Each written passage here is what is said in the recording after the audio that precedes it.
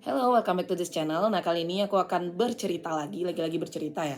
Karena banyak banget nih aku lihat teman-teman yang takut masuk PNS itu karena memang masa-masa CPNS-nya dibilang menakutkan, kemudian juga banyak merugikan kita sebagai orang yang mungkin passionate dan energik, tapi tiba-tiba dihadapi dengan lingkungan kerja yang toksik dan tiba-tiba kita juga menjadi less energy. Ada banyak juga mungkin yang masih meraba-raba seperti apa sih masa CPNS itu dan gimana sih kemakmurannya, mungkin banyak pertanyaan seperti itu. Nah, kali ini aku akan berbagi tentang pahit dan manisnya.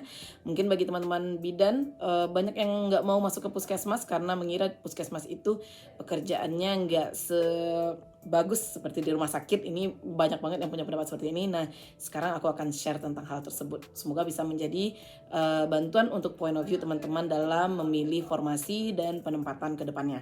Nah, aku itu mulai masuk ke puskesmas tanggal 1 Juni 2022. Sekarang ini status aku masih CPNS. Ketika aku masuk ke puskesmas, itu kita tentu mengalami masa probation dulu. Jadi di awal-awal itu kita diperkenalkan dulu tentang gimana sih puskesmas, gimana sih strukturnya, kemudian gimana sih pekerjaan di sana. Dan jelas saja dalam 3 bulan pertama, bahkan 6 bulan pertama itu aku masih kebingungan. Ini gimana ya cara melakukan ini gimana ya gitu ya. Nah, karena sebelumnya aku bekerja di rumah sakit, itu pace-nya sangat berbeda sekali dengan rumah sakit ya. Rumah sakit itu kita bekerja rata-rata full fisik dan kemudian juga nggak ada waktu untuk kita, jarang banget ada waktu bagi kita untuk berdiskusi dan segala macam karena kita selalu keep up dengan pasien.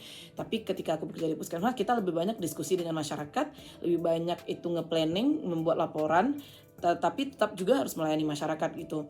Nah, ketika menjadi CPNS, otomatis kita harus mengenal seluruh ruangan. Jadi sebagai bidan terutama ya, kalau perawat itu mereka nggak dinas di KIA, tapi kalau bidan dia dinas di semua ruangan kecuali ruangan gigi, labor, dan apotek. Itu kita dinas juga di RM ngebantu-bantu, kita bantu juga di IGD, kemudian kita dinas juga di KIA, kita dinas di KB, kita dinas di ruang lansia, kemudian kita juga dinas di ruang Kespro, dan ruangan-ruangan lain yang mungkin dibutuhkan. Untuk piket-piket ke lapangan itu juga kita yang biasanya pergi, karena bidan itu lumayan multitalenta ya, kalau misalnya dilihat dari job desk-nya gitu. Nah itu. Jadi kalau teman-teman ngira, oh ketika kerja di puskesmas kita bakalan ditaruh di ruang imunisasi atau KIA aja atau di ruang IGD aja, enggak, kita semuanya kita ngerangkul semua ruangan gitu. Jadi dari sekarang kalau misalnya mau pilih puskesmas berarti udah harus siap dengan konsekuensi kita akan bekerja di banyak tempat karena kebanyakan puskesmas itu tenaganya masih kurang, bukan karena mereka menaruh kita di tempat yang sembarangan ya, karena memang tenaganya masih kurang sehingga karena hal tersebut diambillah tenaga-tenaga yang sekiranya mumpuni dan mengerti untuk menjalankan tugas di ruangan tersebut. Makanya kita seperti itu. Nah, di puskesmas itu kita juga di awal-awal itu kita jangan kaget kalau misalnya tiba-tiba disuruh untuk memegang program. Ketika aku masuk puskesmas, aku disuruh untuk memegang program tuberkulosis dan HIV. Which is aku nggak pernah belajar hal tersebut di bangku kuliah karena itu bagian dari perawat dan dokter ya. Tiba-tiba aku megang program itu dan dalam waktu sangat singkat harus mempelajari semua hal itu.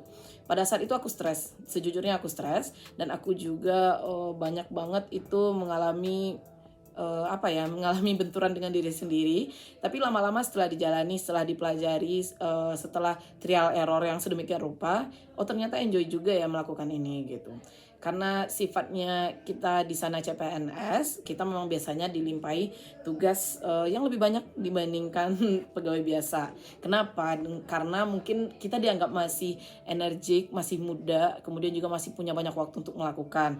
Nah, ini sebenarnya point of view yang menurut aku sedikit tidak tepat. Kenapa? Karena untuk pekerjaan itu seharusnya dihitung beban kerja ya. Beban kerja untuk orang yang dengan beban kerja yang sudah banyak ya nggak mungkin lagi ditambah, dia bakalan burn out. Untuk orang yang udah tua harus ada lagi penyegaran-penyegaran sehingga mereka bisa melakukan tugas yang baru. Sebenarnya beban kerja itu harus dihitung banget. Nah, itu mungkin karena memang manajerial kita belum terlalu bagus di puskesmas, itu kadang-kadang hal tersebut masih lag banget gitu. Sebagai CPNS juga biasanya kita itu kesulitan untuk menyampaikan aspirasi karena kita merasa diri kita itu masih terlalu kecil dan kayaknya belum bisa nih untuk memberikan masukan yang membangun, tapi itu sebenarnya hal yang tidak benar. Kita selalu bisa memberikan masukan yang membangun sebagai CPNS, tapi memang kita harus melihat momen-momennya karena kadang-kadang kita berada di daerah dengan kondisi iki dari tenaganya yang kurang bagus. Ada banyak orang yang tidak menerima masukan, tidak menerima pendapat dan sebagainya macamnya. Nah, kalau misalnya kita lihat lingkungan kita seperti itu, nah berarti kita harus putar otak untuk gimana caranya supaya aspirasi kita ini bisa tersampaikan kalau misalnya itu memang harus disampaikan. Jadi lihat-lihat tempat, lihat-lihat situasi, lihat-lihat kondisi sebagai CPNS, karena memang langkah kita itu masih jadi perhatian oleh banyak orang.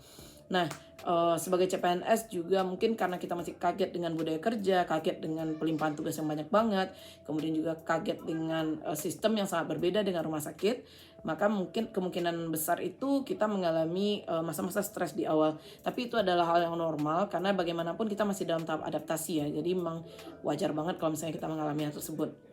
Nah itu kan gimana kita keep up-nya. Sekarang kita bicara tentang gaji CPNS. Nah gaji CPNS itu hanya 80% dari total gaji pokok dari ASN, dari PNS gitu. Jadi kalau misalnya kita masih CPNS ya itu biasanya masih pas-pasan ya, apalagi kalau ngekos dan sebagainya macamnya. Dan itu ya teman-teman nggak perlu kecewa karena memang kita akan melewati fase itu gitu. Kemudian ada lagi jasa pelayanan medis. Nah itu kita mendapatkan sesuai dengan kinerja kita, sesuai dengan piket kita, sesuai dengan gimana sih kita melakukan job desk kita sehari-hari sesuai dengan jadwal gitu. Nah itu ada jasa pelayanan medisnya, kemudian juga ada tunjangan TPP-nya nanti yang akan dibayarkan gitu. Nah untuk sekelas CPNS kita memang bakalan masih akan struggle dengan keuangan karena memang untuk jadi ASN atau jadi PNS sendiri itu gajinya juga nggak terlalu high, nggak terlalu low ya, jadi benar-benar di bare minimum banget gitu ya. Itulah pendapatan kita, dan teman-teman kalau misalnya nggak siap dengan hal tersebut ya perlu di rethinking lagi untuk masuk ke CPNS atau menjadi PNS gitu. Nah yang ketiga, ini tadi tuh kita bicara tentang yang pahit-pahitnya ya, sekarang kita bicara tentang yang manis-manisnya. Selama menjadi CPNS itu aku udah banyak banget dapat kesempatan untuk pelatihan-pelatihan, banyak banget. Aku udah sering banget mengikuti workshop-workshop dari berbagai keilmuan. Kemudian juga pernah dikirim ke Batam untuk pelatihan ANC. Kemarin terakhir aku pelatihan imunisasi di Bapelkes. Besok aku ada pelatihan caregiver dari lansia. Jadi kita untuk pengembangan ilmu, kemudian juga untuk kita keep up dengan pelatihan-pelatihan yang ada, itu kesempatan lebih banyak banget di puskesmas dibandingkan tempat kerja lainnya. Jadi kalau misalnya ingin berkembang, ingin secara keilmuan, ingin dapat mengikuti pelatihan-pelatihan berbagai macam secara gratis, ini menjadi PNS atau menjadi CPNS ini sangat bagus sekali kesempatannya ya. Jadi aku sangat bersyukurnya di sana. Kalau misalnya kita mengikuti secara bebas sebagai orang umum, itu berapa biaya yang bisa kita keluarkan? Ini dalam setahun ini udah banyak banget aku mengikuti pelatihan yang difasilitasi dan dibiayai oleh pemerintah gitu. Kemudian juga menjadi CPNS ini kesempatan untuk belajarnya gede banget sih sebenarnya di puskesmas itu. Kita belajar di keuangan, kita belajar juga di bagian pelayanan, kita belajar dengan dealing dengan masyarakat secara langsung. Ketika kita menjadi mahasiswa, itu kita dealing dengan masyarakat itu ya seadanya aja. Karena memang kita mengira itu hanya tugas, tugas, dan tugas. Tapi ketika kita menjadi PNS atau CPNS, itu kita menjalankan tugasnya benar-benar kita nih yang bertanggung jawab atas semuanya. Jadi benar-benar challenging, dan kemudian juga benar-benar banyak banget ilmu yang bisa didapetin bagi seseorang yang ingin mengasah public speaking, the way of thinking mereka dan segala macamnya. Jadi itu sangat bagus sekali. Jadi CPNS juga kita membangun networking yang sangat bagus sekali. Dari berbagai dinas nantinya kita akan berkumpul dalam kegiatan latsar. Kemudian kita juga akan sering mengadakan pertemuan-pertemuan dengan segala elemen masyarakat. Nah itu networking yang sangat bagus sekali. Ini adalah modal bukan hanya untuk sebagai ASN, tapi sebagai pribadi juga. Kedepannya kita mungkin akan membangun bisnis dan segala macamnya. Nah ini adalah modal kita untuk berkembang. Dan menjadi CPNS aja dalam 1 tahun itu aku udah lumayan banyak networkingnya ke segala sisi, apalagi orang yang udah 20 atau 30 tahun gitu. Memanfaatkan banget mereka dengan semua networking yang mereka punya. Jadi itu sangat bagus sekali. Nah tapi jangan dilakuin untuk nepotism dan corruption ya. Ini cuma buat kita membangun koneksi dan jaringan yang lebih bagus aja untuk kedepannya gitu. Nah, jadi menjadi CPNS itu berat nggak berat ya, at the end of the day gitu. Berat karena memang kita dealing dengan pekerjaan baru, kemudian juga kita menjadi harapan dari banyak orang, sehingga mungkin kita menjadi capek, menjadi gampang irritated, menjadi gampang menyerah gitu. Tapi di satu sisinya menjadi CPNS ini juga langkah awal bagi kita untuk mencapai masa depan yang lebih baik lagi gitu. Jadi teman-teman, itu mungkin sedikit cerita dari aku sebagai CPNS bidan yang sekarang itu berdinas di puskesmas. Semoga menjadi salah satu bahan pertimbangan bagi teman-teman yang mungkin juga akan memilih jalan yang serupa. Terima kasih.